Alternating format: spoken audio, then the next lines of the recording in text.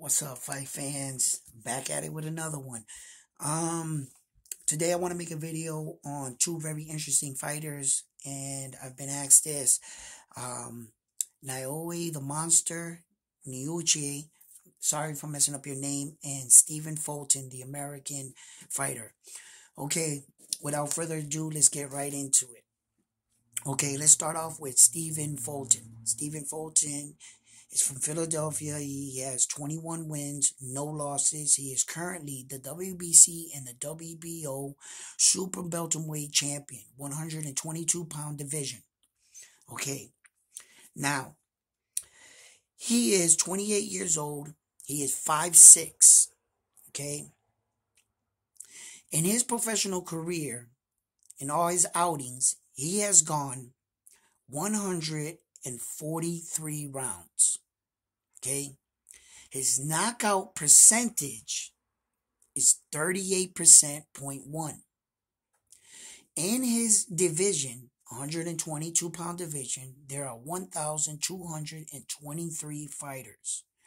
And out of 1,223 fighters, he is number one by two major sanctioning bodies. Okay, which he holds. Okay. The reason why I bring up their rounds and their knockout percentages is because I'm going to compare this. Now, Naoya has a record of 24 fights, 21 victories by knockouts with no losses. In his respective career, he has only gone 136 rounds. Fulton went 143 rounds with fewer fights. 21 fights. Now he has 3 more fights in him and has gone fewer rounds. Naoya's knockout ratio is an astounding 87.5%.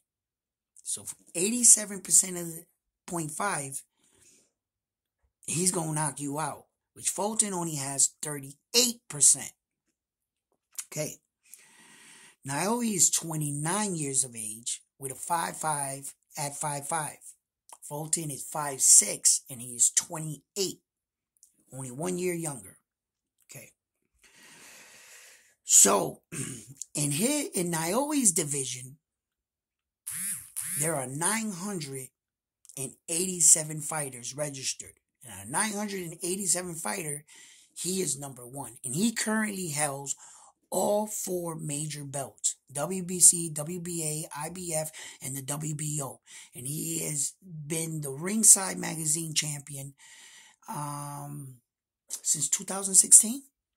And he has the linear as well. So, there are their records, their heights, and their knockout percentages. Okay? By that merit, we would say that Naoya has a better chance of knocking out Fulton. Now, here's the thing. I don't believe that the Monster has ever faced an opponent like Fulton. Let's keep in mind that Naoya would be moving up again to his 4th weight division. Now, I have seen Naoya's speed, footwork, and power transfer through each division successfully.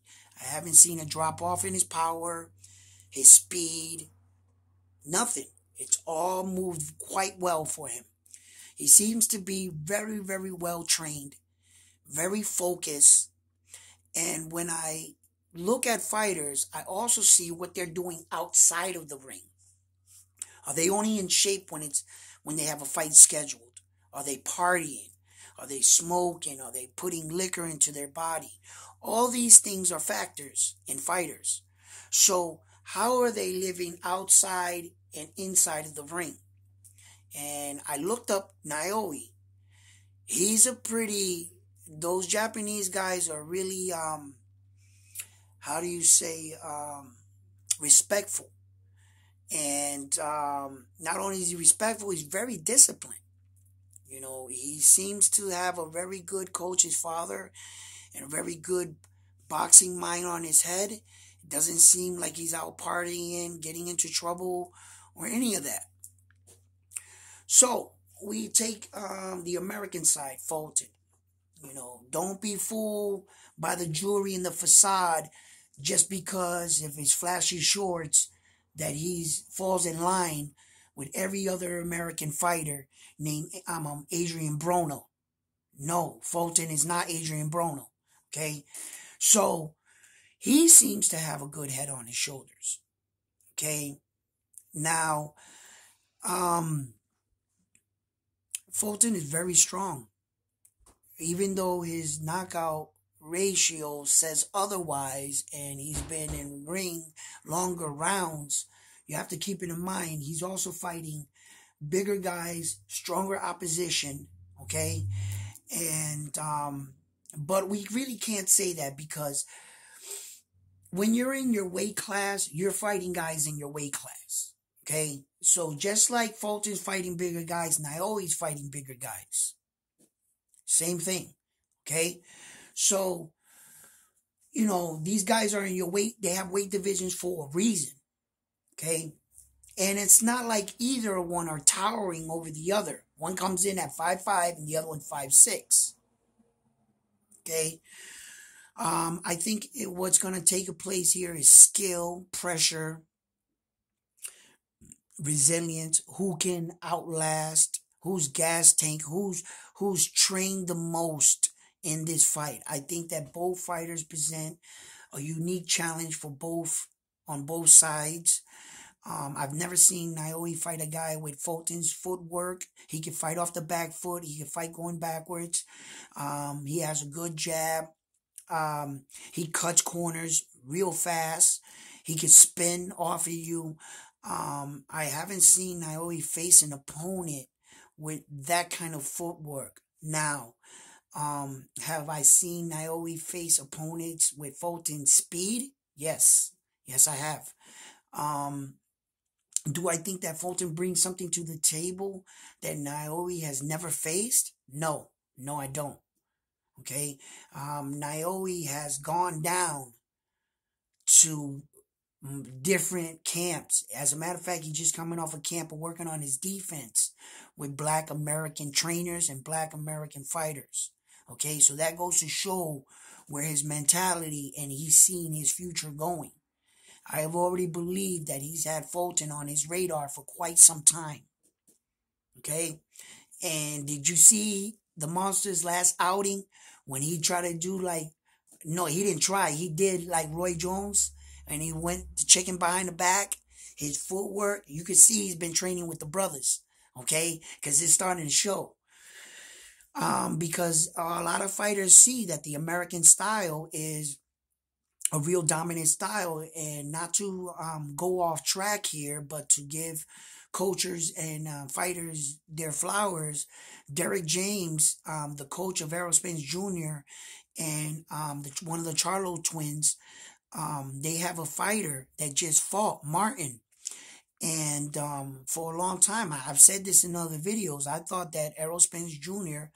just fought that way. And that he happened to get another fighter that was similar to him in the Charlo twins. But I'm starting to see that is coached into them. Because Martin has the same style. And that's coaching. He's trimming off the fat off of boxing. He's seeing boxing in a different area. You might not look the flashiest. You might not look, but damn it, you're going to win. And this guy's not going to be able to give you anything, and you're going to give it all back. Shakur Stevenson has a similar style.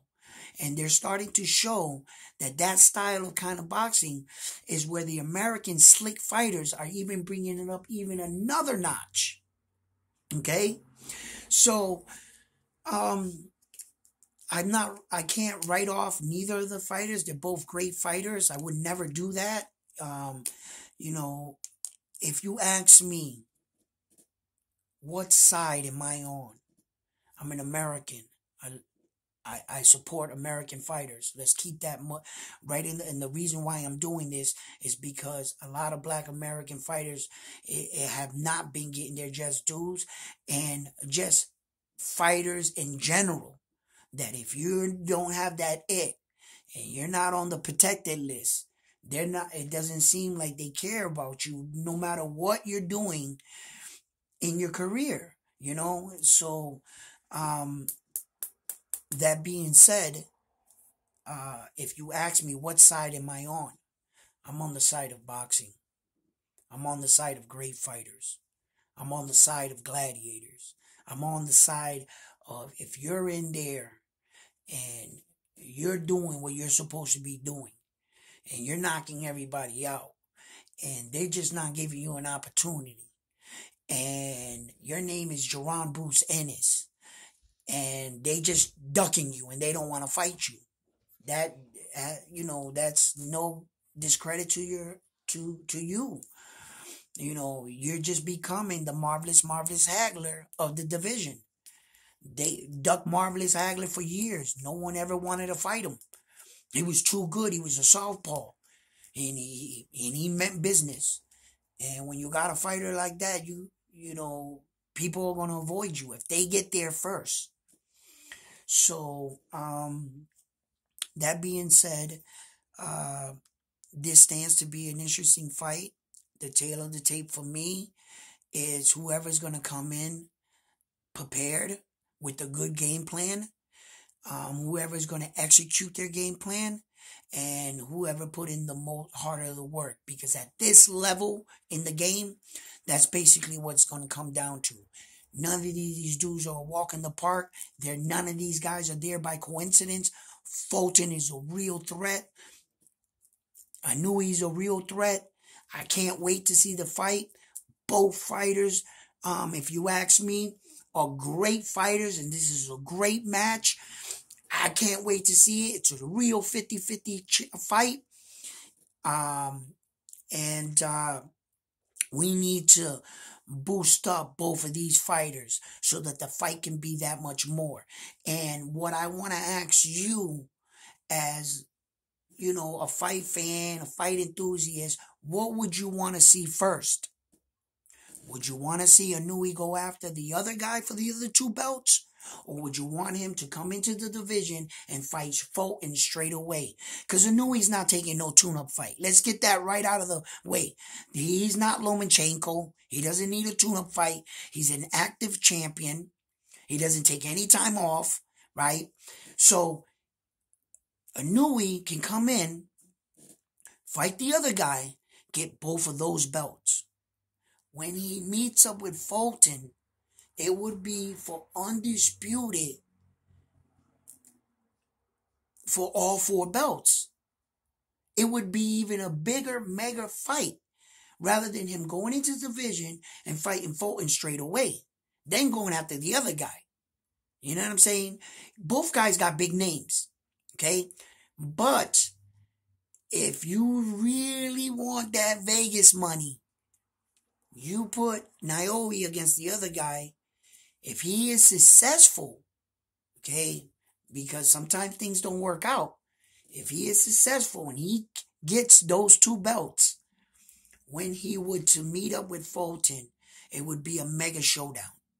That would be a super mega fight for both individuals.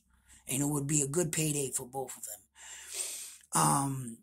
So you tell me, who would you rather see Naoya fight first in the 122 division? Would you want him to go straight away to Fulton? Or would you want him to fight the other guy first? You know what I'm saying? Think about it,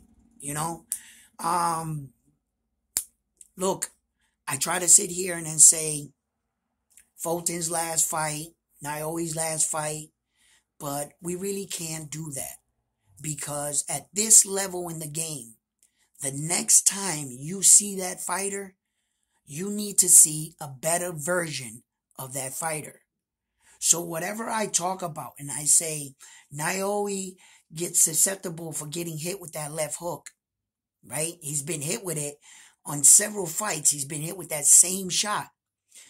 And what I say is, when I notice when he gets hit with that shot is when the guy's not giving him anything and he's stepping into the fire to let the guy kind of like hit him to give him courage to get him in an exchange. And now he's going to do what he does best. He's going to knock him out. So when he does get hit with that shot, I notice is he doesn't get hit with that shot early. Gets when he's like a little frustrated and he's like, dude, like, let's fight. So I can't say that, and point out weaknesses, because that's what you're doing in training camp. You're working on those exact weaknesses. What the other coach sees, your coach better see. And if you're at that high of a level, then you got world-class coaching. So I don't think either of these coaches are some guy that just came out of the boys club and not going to be able to say, hey, you need to work on this.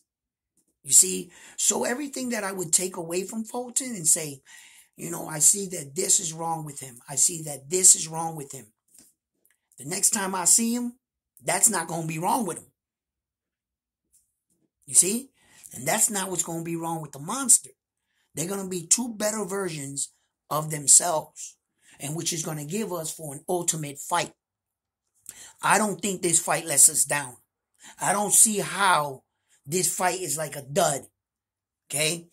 These are two highly skilled guys. I see Naoya's a fast starter. He is from the moment that bell ring, bing, he's going to work. Naoya's collecting information and data off of every punch he throws. Okay? He goes, I want you to move left. Let's see if you move left. I want you to move right. I want you to see what you do when I hit to the body. He knows how to change up his speed of his punches. He's not constantly going out there throwing full-fledged power punches. Now he knows how to switch up speed. He knows how to lure you in. You're like, man, he's not that fast. And all of a sudden, bam! He hits you with a shot. I didn't even see the shot. Good fundamentals, good ring IQ. Naoya possesses all these things. Fulton also possesses these things, right? And the difference between Fulton and Naoya is that Fulton has God-given talent. Okay? He is a very talented and gifted fighter. Not everyone can move like he moves, because if they could, they would, right? And sometimes that can be a bad thing when you as a fighter rely heavily on your talent, which causes a fighter sometimes to not train as much, because when they, on their last outing and in their last outing, there was no one to challenge them. They become bored and complacent, and they're the kind of fighters that can walk in the gym off like a month layoff and still whip all the top guys in their gym. They're usually the man in their gym. Sometimes that can be a bad thing, or sometimes for the great ones it can be a good thing, because not only with God-given talent, they apply hard work and dedication onto that. And that is a deadly combination. Okay? Now, it breaks my heart when I know that there's a guy that has a lot of talent and he's throwing it away. Okay? And the next time you see him, he's a lesser version of himself. And you can quickly tell he didn't show up tonight. And how many times have we seen that? Okay? We can't always judge our fighters, because human tendencies also come into factor. What are you doing outside of the ring? It has a major, major impact on a fighter's performance. It really does. And how deeply committed are you? Some fighters get to the championship fights, win the belt, and they get what I like to call the champion's curse. No sooner that they win a belt, they want to go on a year hiatus. I want to celebrate. No. The minute you win that belt, if I'm your coach, you got 5 days. 5 days, 7 days. That's all you got. I expect you in the gym Monday morning, bright and early. We need to defend that title now. This is when the real work starts. All that other shit we did to get here, that was fine and dandy. But now you think when we finally got there and got this belt, you want to go on a vacation? Don't you know that your body was conditioned and trained for all those months and years? That if you were to take off a year hiatus, your body would come out of shock. It would become lazy. It would take you about another year to condition yourself back to where you were. But here you come and take a fight in 4 months and say, I can do it. You're going to get a rude awakening. Okay? Because your competition had no drop off. They were steady in their fights. So that happens to a lot of champions. That happens to a lot of fighters. And it's sad when you see it happen. You know, I've seen it time and time again. But this is an interesting bout. And I would like to hear your opinions on who you would like to see Monster fight first. And who do you think would win in this fight? I think it's a 50-50 fight, honestly. And I don't think Fulton has fought anybody the likes of Monster. And I don't think Monster has fought the likes of anybody like Fulton. So this is new for the both of them. With that being said, facts being laid out, let me know what you guys think. Drop your comments in the comment section. Please like the video, share them. Help me. I'm going to raise this channel up. And I promise to bring you the best boxing contents I can. On to the next one.